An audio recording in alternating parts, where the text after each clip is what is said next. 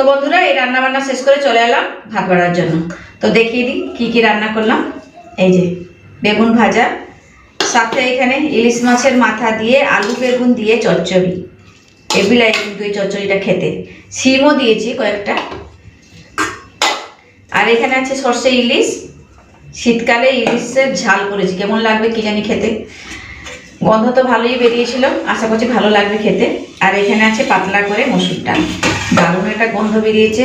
আর এখানে আছে গরম গরম ভাত। এই যে চলুন ভাতটা বেড়ে নিই। তো এই যে থালাটা নিয়ে নিলাম, এরপরে ভাতটা বেড়ে নিই।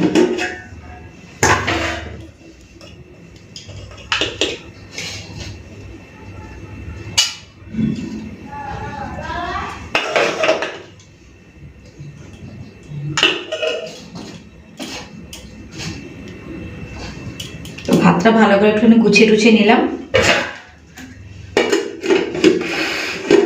আচ্ছা, এরপরে বেগুন ভাজা, সবার এক একটা করে পিস। শীতের দিনে বেগুন ভাজা খেতে কিন্তু হেভি লাগে, বলুন খুব ভালো লাগে। এই বেগুন ভাজা, ডাল, আর যদি ভাত থাকে আর কিছু দরকারও হবে না, যদি আলু ভাতে একটুখানি থাকে। তো এখন নিয়ে নিচ্ছি ইলিশ মাছের মাথা দিয়ে চচ্চড়ি।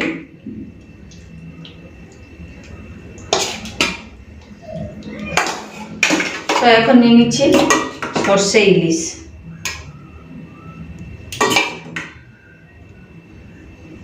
এখানে রাখলাম ভাতের পাশে। গরম গরম খাবার বেড়ে নিচ্ছি, এরপর খাওয়া দাওয়া হবে। চলুন।